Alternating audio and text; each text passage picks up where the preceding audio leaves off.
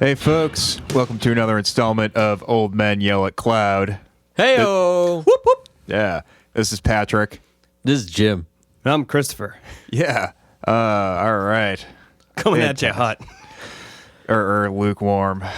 I don't know. Coming at you from the dark basements of Wakefield, Massachusetts. This is, in fairness, this is a pretty bright basement.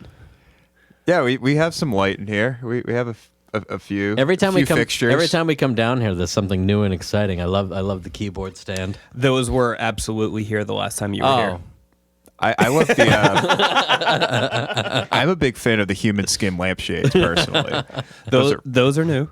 Yeah, I mean, those are really nice. The light's shining through them really nicely. Yeah, we're trying to get everything out on the last of the month and the 15th on the bi-monthly paydays, but one of these assholes was in Japan for a month, so we're a little behind on this one. So found a used panty machine. It was fun. Do you want to talk about it, or? I do a little bit. Then go ahead. So I'd always heard, tales of this mythical machine. And then my girlfriend and I stumbled upon it, and I squealed like a little girl. I was so excited. And then I donated my used panties to the machine. No, but it was like we went into this store, and on the first floor, it was just like all like collectibles and stuff like that, normal stuff. And I was like, "Oh, babe, look! Like there's more levels to this store." And each level, possibly be on those other levels. Each level of the store just got fucking weirder and weirder as you went up. The ninth circle of, and then you get up. You get up there, and then there it is. There's the machine with the used panties, and that's why the place was called Dante's, and that was on the 9th floor. My girlfriend was visibly upset, and that made it worthwhile. Wait, used panties? Is there like a place where you deposit? I don't know, panties, but like to begin with, there were actually pictures of the girls on the panties as well. It's horrible. Like it sounds like a nightmare, honestly. Most things in Japan are kind of a nightmare. Yeah, it's a like beautiful, bubbly nightmare over there. Beautiful. I kind of tell people, like, they ask me, "Oh, what's Japan like?" It's like Manhattan and Kirby's Dream World got morphed together. But very hard adult Kirby's Dream World.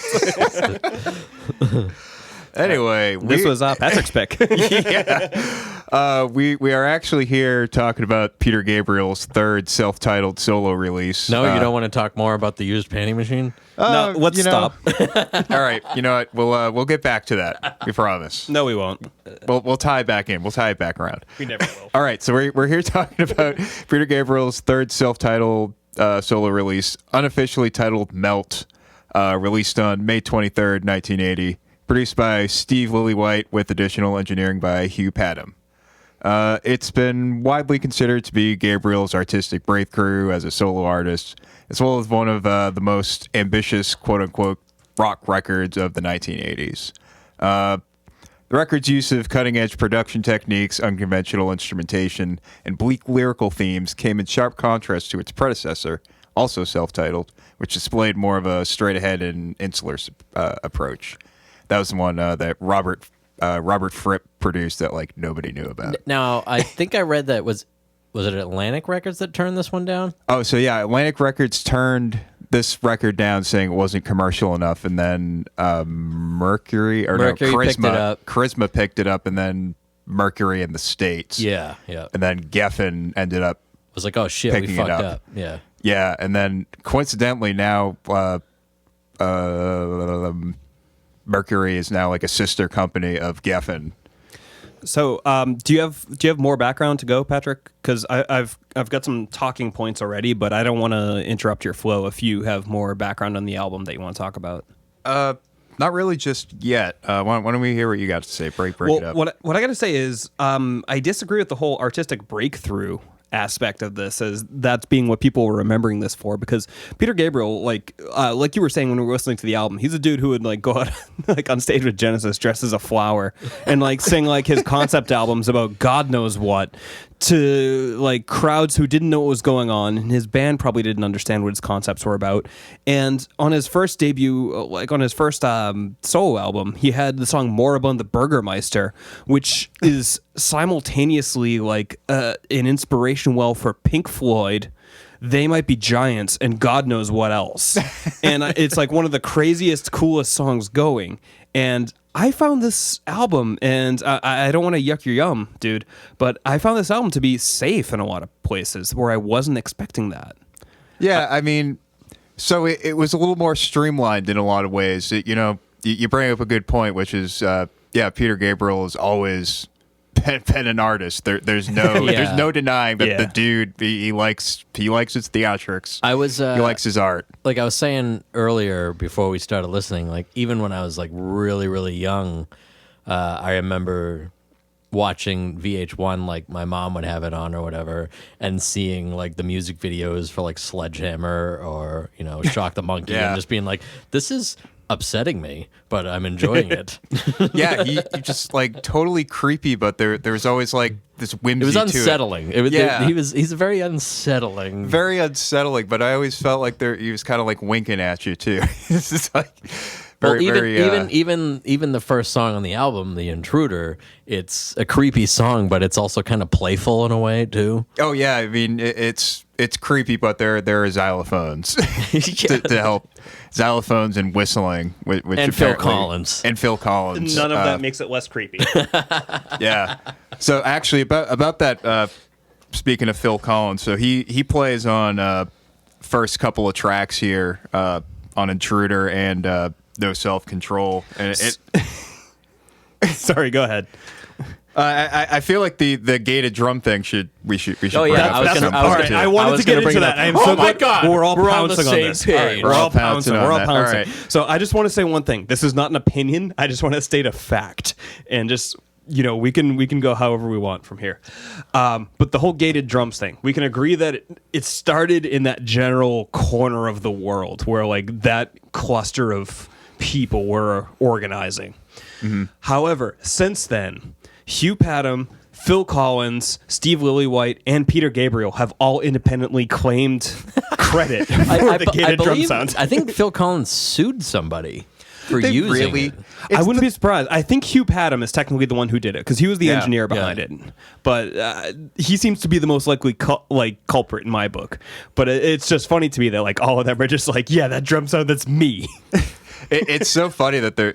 I'm gonna look it up. I'm bunch of nerds. Pretty sure Phil Collins tried to sue. Carry on. I'm gonna try to find some more info on this. All right, do some research. It's so yeah. That's basically all I was going to talk about too. That there's definitely a little mystery surrounding that, but it is from that general stable of people there is most likely where it was developed. That was one of the things that I noted about Intruder, which is it's not a song that I thought to be one of the more noteworthy songs. I liked it. But it wasn't one of my favorites. But I really loved the use of silence that they had in that song via gating. Oh, wow. So because the drums were gated, there was like constant silence happening in that song, and they were able to use that as a tool throughout. Yes. And I thought that was a really fucking cool device. This is interesting. This article is actually from August of this year, 2017. Jesus, I'm just looking at the title right now, and the title says "How Phil Collins Accidentally Created the Sound That Defined the 1980s." Oh, so they're assigning it to Collins now. Apparently. Wow. Haven't found anything about the lawsuit. So I have heard stories too that it was because Hugh Padgham left a room mic on while there was a drum performance happening, and basically that went back to tape somehow, and they heard that. Yeah. And the gating from having a talkback mic on was what caused it. But I don't know. Honestly, it was probably just a bunch of these nerds in the same room.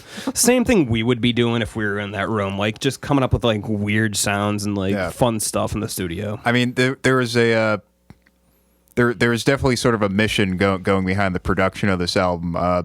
Another notable thing about this is that there is a lack of cymbals being used on any of the tracks. So that's no cymbal zone. Yeah, which is freed up a bunch of frequencies for him to make all sorts of creepy whistles and sort of synth splashes that would fill out that range.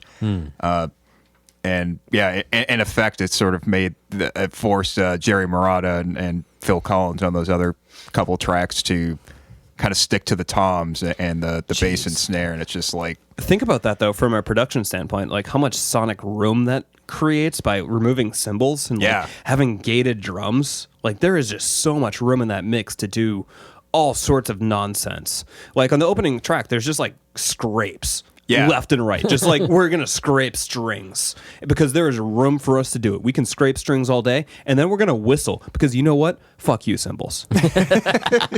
Fuck you, fucking 5K range. We're gonna, yeah, I mean, it's I think it's pretty fucking cool personally. It's really gives like a clarity. Now, Patrick, for the people who don't understand 5K at home, can you give us an example of 5K? That sounds more about 6.5 if you ask me, but we'll call it close. I mean, I don't have the golden years. I didn't finish AI. You didn't do golden years with Dave Moulton? I did. I have that. So I do too, yeah.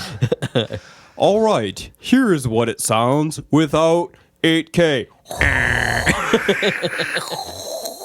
Do you hear it? Let's try again. Did you guys like compare dithering too? Different types of dithering. I feel like I've done that on my own. Yeah. Yeah, that wasn't a classroom thing. That was more of a like I'm really sad and alone and I single. just spent 2 years in school and I still don't understand what the fuck dithering is. So let me figure it out. Yeah. I mean, I'm like half deaf in my right ear, so I don't think I'm going to be able to tell the I'm difference. 10 years out of college now and I still don't know what the fuck 32-point float is. Does anyone know what that is? I mean, I didn't learn at my last job, which was at a software company for music. They didn't teach me. Oh.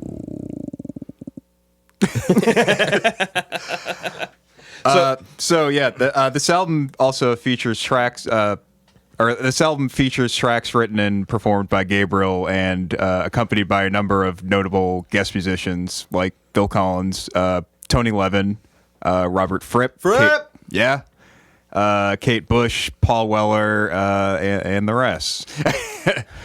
And all of your favorites. Yeah, all those guys. Yeah, so Robert Fripp, I feel like you wanted to say some things, yuck some yums about. Now he's the only King Crimson member that's been on every King. Yeah, Crimson album. he is, He's for the all guy. intents and purposes, Mr. King Crimson. Mr. King Crimson. Yeah. Or the King Yes. of See, Crimson. as I think we've discussed the not to go derail this right here, but my King Crimson knowledge is lacking. Yeah, he's the Robert Smith of that particular band. Gotcha. So it was funny because this is going to lead to a bigger topic, I think, which is it started on No Self Control, where I found that song to be. It was played through that synthesizer that was very similar in a lot of ways to Yes's Changes. The do do do do do do. Oh, yeah, do, yeah, do, do, do. But Changes came out years later, and I found that chord progression to be very similar to a lot of King Crimson's mid-'80s stuff with Adrian Belew. So like Three of a Perfect Pair, that are things like that. For sure. And as I was going through, I was taking notes about this. There are so many songs on this album that I thought were similar to things that came later. And interestingly, like I said, I wasn't 100% jazzed on this album. Again, not to yuck any yums.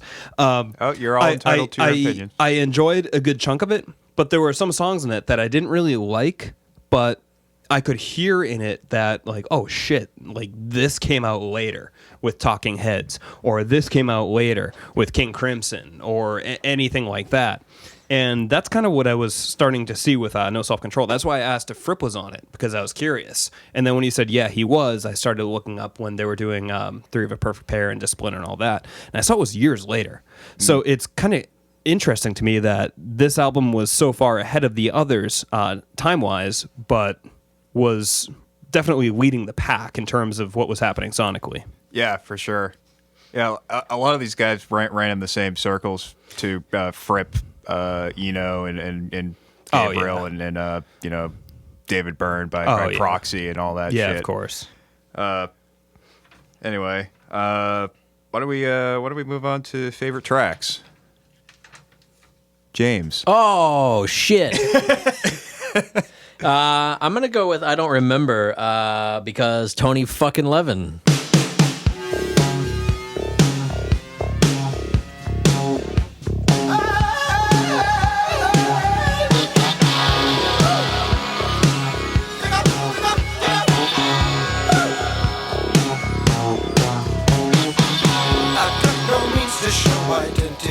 situation. I can no paper show you what I am. Yeah. Our boy Tony.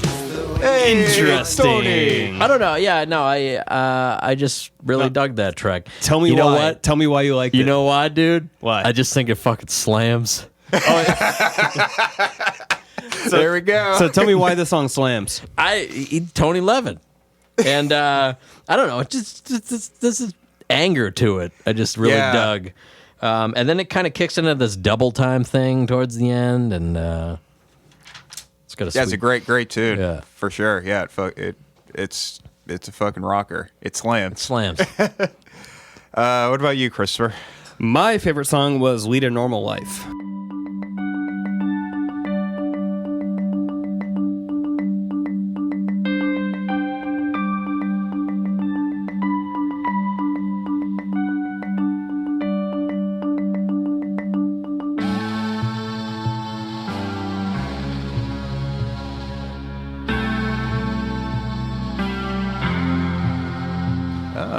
And I was into that because at first it started with that whole changes percussion again, like the yes changes percussion. Yeah.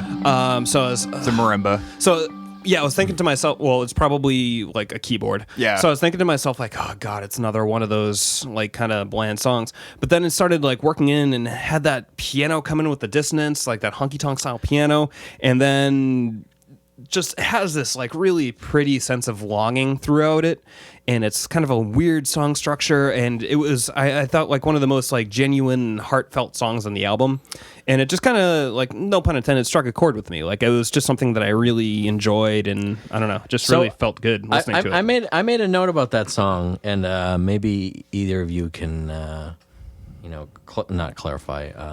But so I felt like at the beginning there was a there was a sample that seemed like it was kind of a callback to The Intruder. I didn't notice Oh. if there was. Well, they're like that weird Yeah. distorted keyboard Yeah, sound. yeah. He uses it a few times. Okay. I think he does okay. it on Not One of Us too. Yeah, I did notice that. I as thought you well. were turning this around to say that this was your least favorite song, and that's why I was starting to like breathe like a bull into the microphone. Well, only because we're breaking format. We're only supposed to be talking about favorite tracks right now. Yeah, whatever. No, also I'm like getting ready to fight. Oh man. But no, I like that song. And what I liked too is I really like when drums or songs rather save a crucial part for the fade out. In this particular case, it was the drums. So like Yeah. the drums like kick in full force as it's fading out, and that to me is super cool. Like it doesn't matter if it's the lead vocals, the drums, the bass, the guitar, whatever it is. Like if you save a key element to that song and it's coming in during the fade out, you've got balls, and your song is raised. Probably not a letter grade, but at least half a letter grade in my book. Yeah, it is. It's a really cool structure how it gives you that intro, and then you get a verse somewhere randomly in the middle, and then it does that fade out. What's your favorite song, Dog? My favorite track. It's hard for me to pick because this is one of my favorite records. But I went with No Self Control.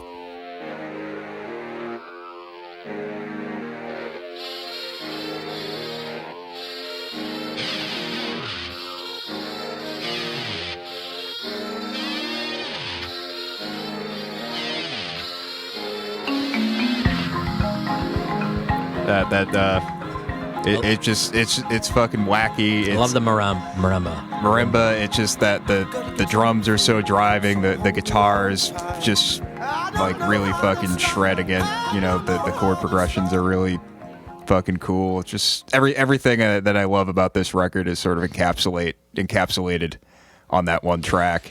Just the creepiness, but like there's a little bit of whimsy behind it, and like just a little bit of that like bleak anger that sort of like hangs over the record.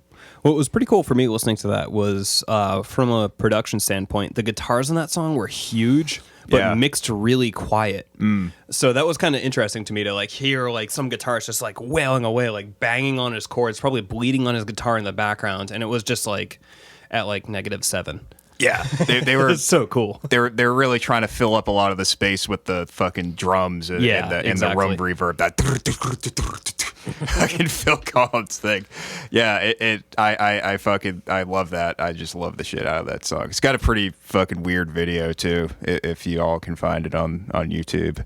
Probably not. There's nothing on YouTube. No, I heard it's dying. Yeah, it's a barren wasteland.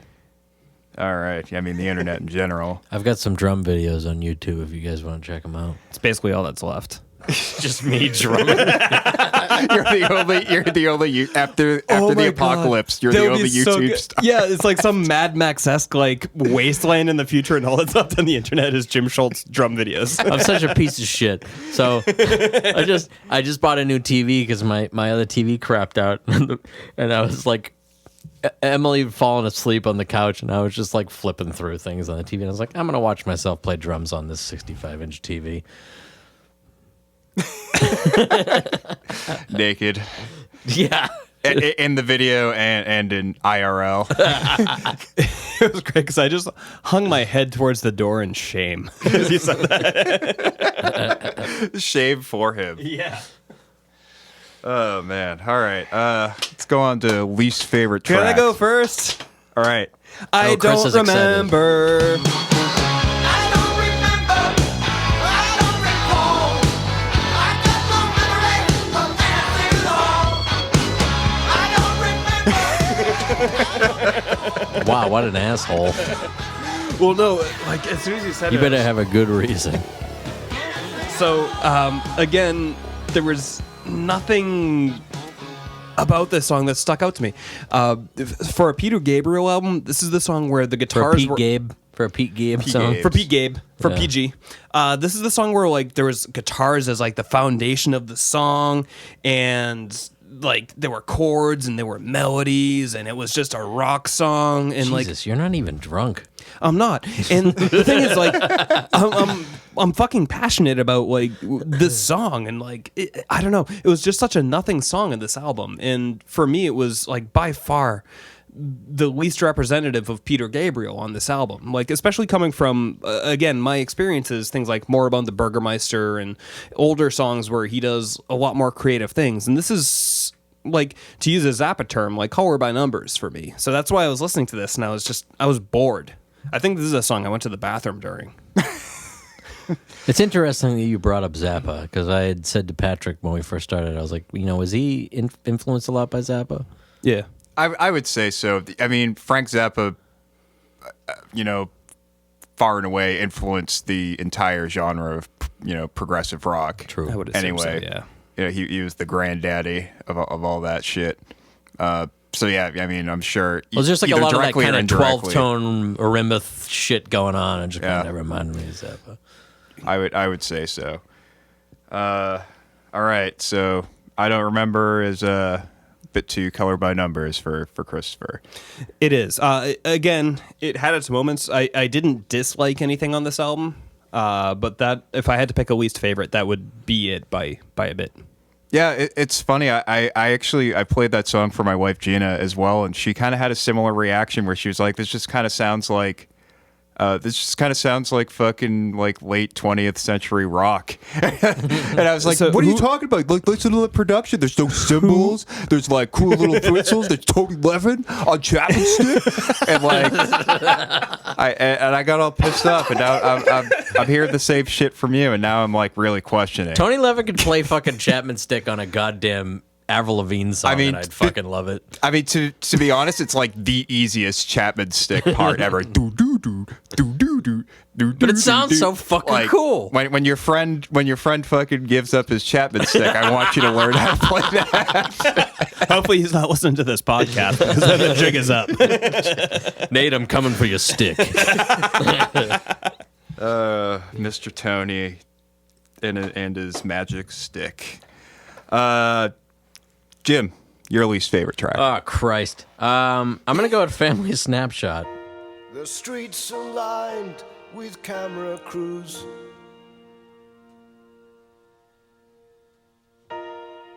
Everywhere he goes is news. Today is different. It seemed kind of like Broadway-ish cinematic. Could have been on Beauty and the Beast. Yeah, exactly. I don't know if you've seen a pattern with my least It's favorites. very fucking Springsteen-y. Yeah. Yeah, for sure. Interesting fact, That though. is exactly what I thought, actually, when Yeah. I first heard that opening bit. Yeah, it's very Yeah. very fucking Springsteen-y. Yeah. Interesting Bringing in that fact grunt. that that I discovered while researching this song. It was the first use of the Yamaha CP70 electric grand piano. Oh yeah. Well, by Peter Gabriel. Oh, I mean, I thought it was like on a record. I love the idea that like it was literally on some dude's like workshop bench, and he's just like, "All right, almost. Here you go, Peter." And then like they take it right into the studio. No, I mean I thought they meant like on a on a record. I get that, but Well, I'll go fuck myself. I mean that. I'm glad you brought up the piano though, because it is like a very very pivotal sound on the record. That Yamaha like weird chorusy piano. it's a great sounding piano. I love it. It's a far cry from a lot of the DX7s and like the Wurlitzers and Rhodes and stuff like that. Like Yeah. it sounds much more real, I guess, for lack of a better term. But it sounds very good. Yeah, it's like the most authentic you can get an electric piano sounding, because it uses real tines and everything, right? Yeah, I believe so. Yeah, or it's basically set up like a real piano. How's about you? What's So what do you fucking hate on this album? What do you hate, Patrick? dude? I went with Start.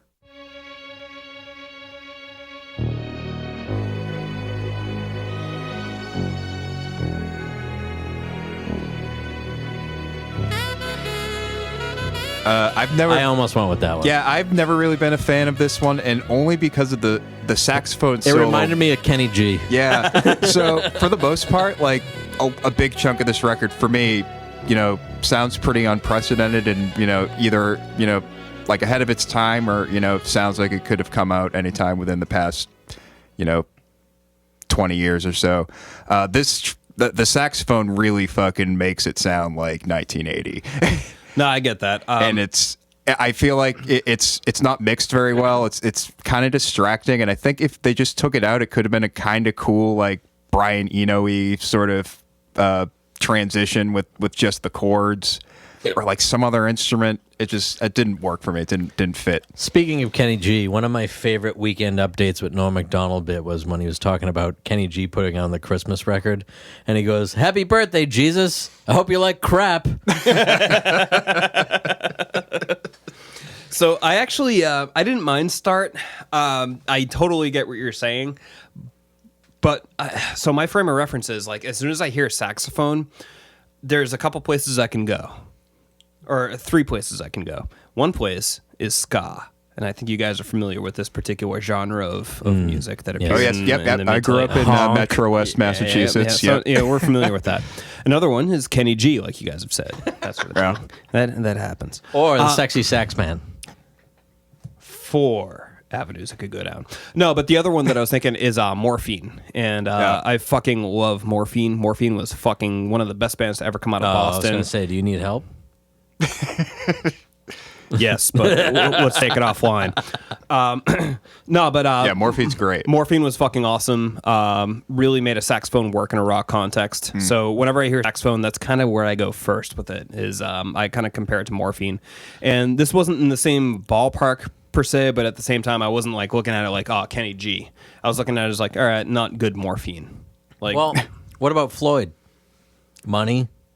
I don't like S&M? it. I honestly don't like it. Really? Yeah. Okay. What about Eddie Money?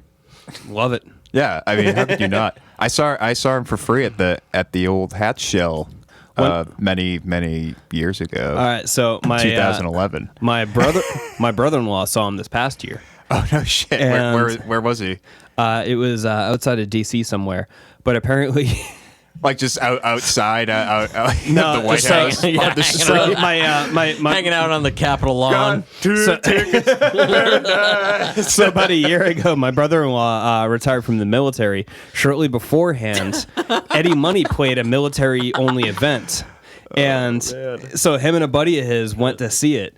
And Eddie Money, like at one point, like after a song was done, triumphantly was just like, "I've still got it."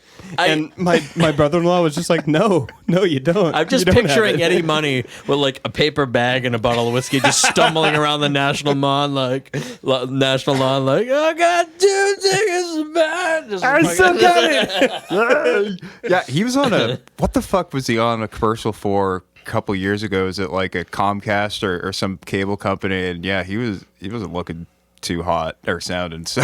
He was on a fucking commercial, Geico Yeah. commercial or some shit recently. yeah, that's what I was saying. He's aging like a fine cheese. He's aging like a fine cheese whiz. Jesus Christ, where were we? What were we talking about? I think we were on least favorite, and I think we're moving on to MVPs. Yeah, I think we're moving on to MVP. Yeah, let's get moment. positive again. All right, MVP moment, Chris. I put. Oh, okay. Sorry, I was so I You gotta lay off that morphine, man. I put MVP games ... 7, and my shorthand was MVP moment. Games Without Frontiers track 7. So what I'm getting at is the breakdown of that song with the vocally synth at the outro.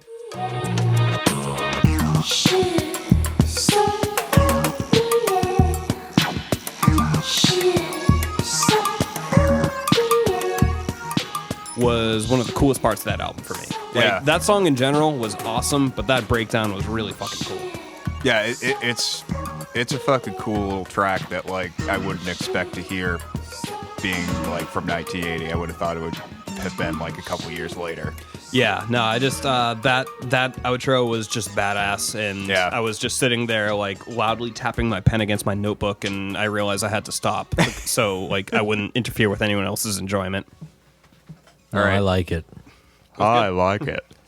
I like it. All right, Jim. My MVP, going back to I Don't Remember. I know Chris hates it and he wants it to burn and die, but the double time at the end there.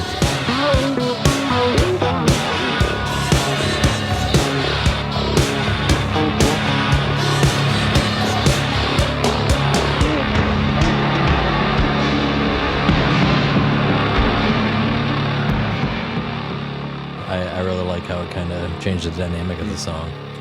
No, that was Really made it slam.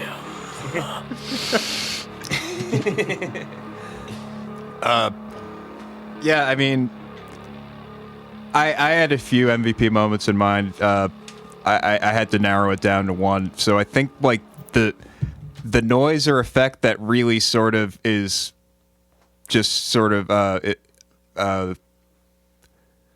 what is the most distinctive part of the record to me is the that little choral voice effect early on in Intruder that we were kind of talking about yeah. earlier, that distorted Yep. effect, that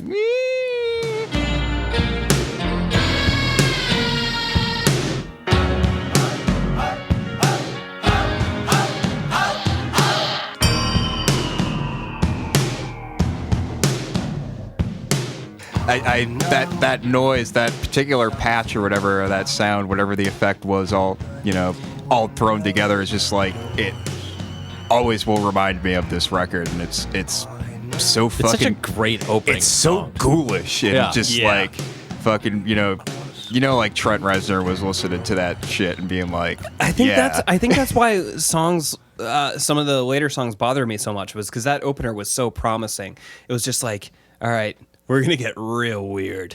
Here we go, right from the top, and then it goes into like dun dun dun dun dun dun dun dun dun dun dun. Yeah. I've always loved the Intruder. I mean, Primus does a really good cover of it, and then we also saw Big Time Kill do a live. Yes, cover. our good pals in Big Time Kill. When did they do that? At the Death Show, I think. Yeah, they did at the first desk show. Oh, in Providence. Yeah. Yeah. Oh, interesting. Parla. Yeah, I Yeah. didn't know the song at that point, so I didn't recognize it. But I got it on video somewhere in the ether of my Facebook interesting. videos. Hey, got a quick question. Yeah. So we've gone beyond MVPs, least favorites, and favorites, right? Like, I'm Yeah. not kind of interrupting the flow. Jim, I had a specific question for you, sir. Oh fuck! Yeah. So the last track, Biko, didn't have a proper drum kit on it. And I know you said that you don't like it when there's not a drum kit happening. However, I love Biko, and here's why. well, I just made want a note. I want to ask you one question, and then you may proceed, if you will.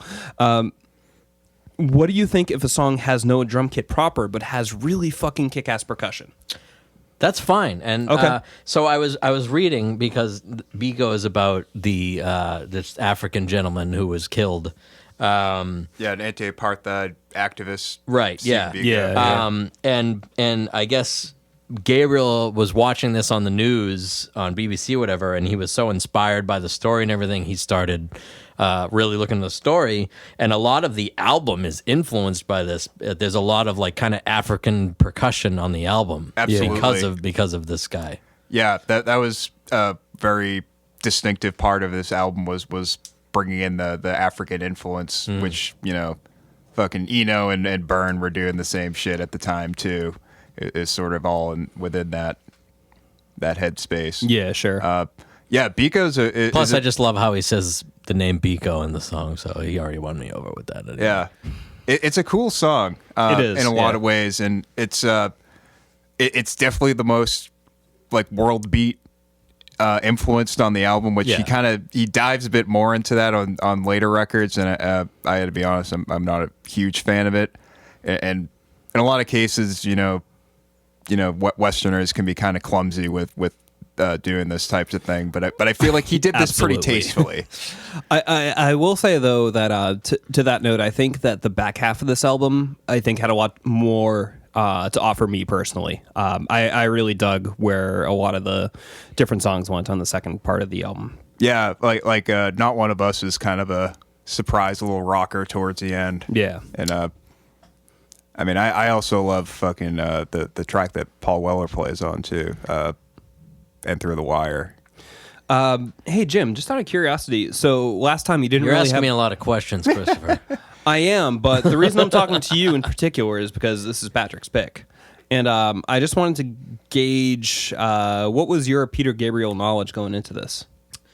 Like I said, growing up, you know, I watched VH1 and I saw Sledgehammer and I saw Shock the Monkey and I knew Salisbury Hill. And, But you knew Intruder as well. I did know Intruder because of Primus. Oh, okay. And then also I remember being young and I remember my dad watching a Peter Gabriel concert on like Palladia or something. Okay. And I remember them strapping their feet to this like thing above them. No more information necessary. And it rising into the air and them all walking around upside down playing. And I was like, this is fucking cool. But I was going to say, and I mentioned this before, because obviously, you know, we're all Tool fans and things, but I feel like I've always had this kind of like, Peter Gabriel is kind of like the Tool of the 1970s kind of thing.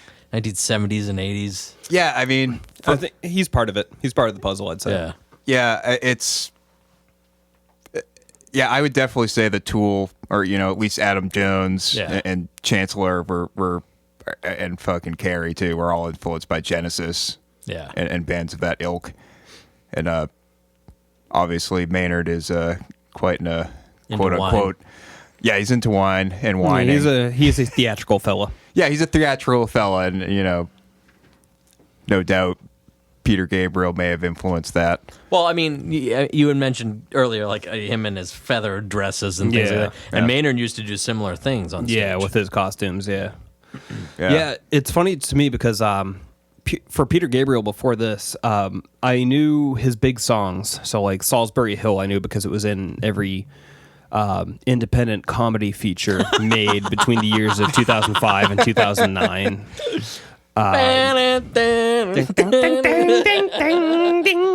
Yeah, so I knew It's that. about to get whimsical. Yeah. In Your Eyes, I knew thanks to not Matthew Broderick, but the other boy Oh, yeah. that was in the other movie. And so, like, yeah, I know some songs Cusack. here and there. Cusack, thank you. But my buddy Christian burned me a bunch of CDs back in like 2003 when you could still burn people's CDs and give them some prizes. And More About the Burgermeister, a song I've referenced multiple times tonight, was on one of them. And I got really into that song. And I don't know, it just kind of like left me disappointed with myself throughout the years that I never listened to more Peter Gabriel. So I'm very excited to listen to more. So thank you, Patrick, for making me listen to more. We're gonna make you listen to some Rush next. But the only other album I've heard by him was So, and I heard that on a drive back from Maine, and I don't know, it was like one of those driving back from Maine. I'm in the backseat of a car, and the kind of hungover that you can only be after being in Maine for over 48 hours.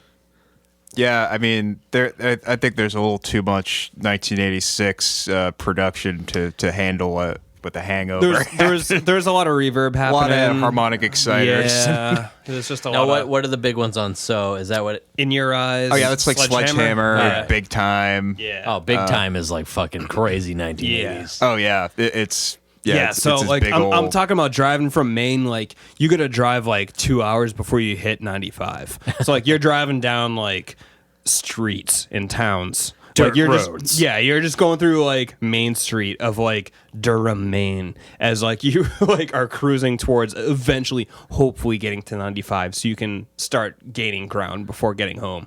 So I'm just sitting in the back there, just like my head like pounding as I'm kind of like leaning against the back of the seat with like Peter So now Gabriel. you're like 6 or So- 7 during this time.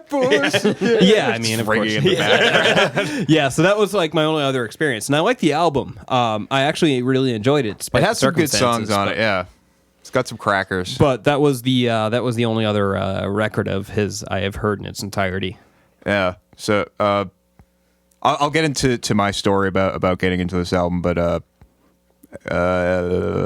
comparison album is the one that we do next. I always forget what you need. I got one on deck if you need some time to buy. I need some time. All right. All right. Go ahead. I have I'm not going to buy you much time, dude. I have a very straightforward one. The Future Embrace, Billy Corgan's first solo album. Interesting. And the reason I picked that is because it is another album that has very few symbols. Specifically for that reason. There are very few symbols on it for the sake of having very few symbols. Cool. All right. I'll cut in while Jim's still thinking, pondering. My comparison was to Prince's "Dirty Mind" that came out the same year. In a lot of ways, kind of similar drum sound that like super dry. Obviously, there's like way more use of reverb on Peter Gabriel's record, but Peter Gabriel also sang about the puss. yes, he did. Yeah, all over this record, and have there's that one song where he talks about having sex with his older sister. Yeah, Really? on the Prince album. Yeah. Oh. So, but all right. So I guess the context for this was like in comparison with their predecessor, it sounds very much like updated for the '80s.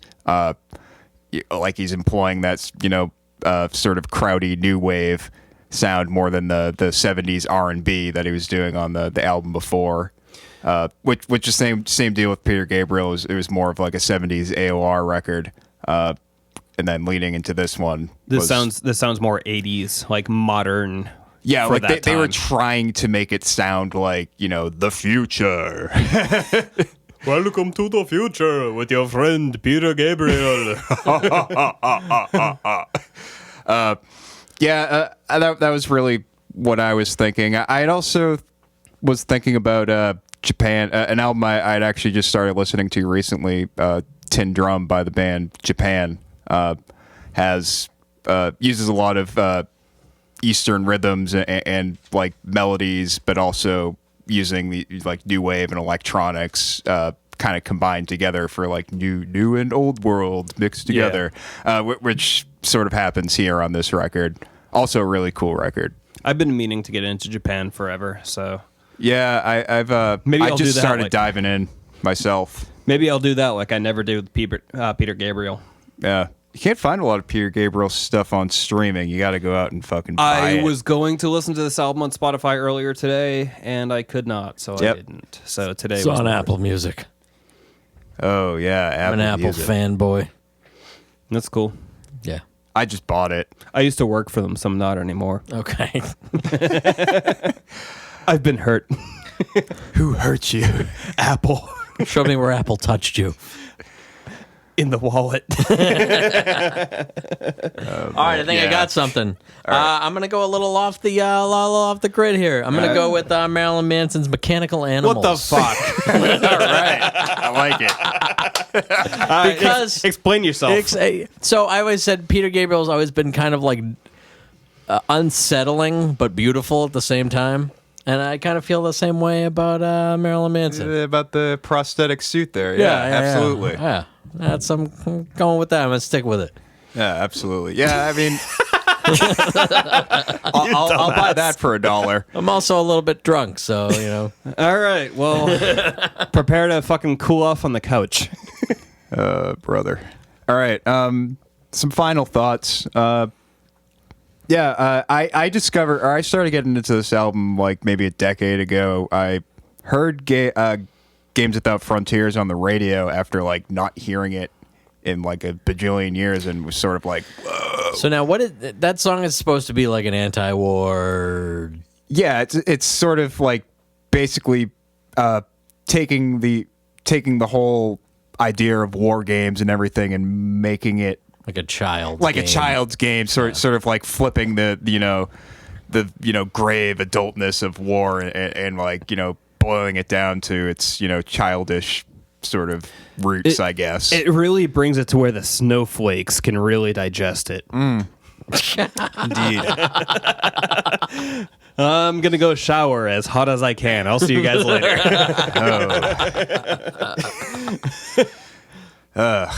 Anyway. Yeah, so that's when I decided to actually check out the rest of this record, and for me it I really kind of latched on to the weird instrumentation. I'd never really heard a record like this before.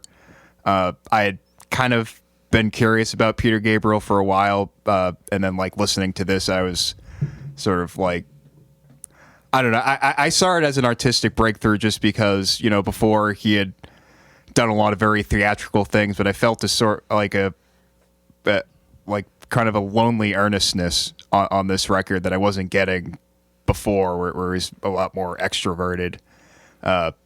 So I think that's where we're like it kind of fell flat for you, maybe, where it's less bombastic. So what's funny to me is as you're saying that, and I'm thinking about it. So I have myself been listening to a lot of this fellow you might have heard of before called Weird Al Yankovic. Oh yeah. And I've been listening to some of his works, and I was listening to one of his early albums and was reading about it, and he pulled back on his use of accordion on it.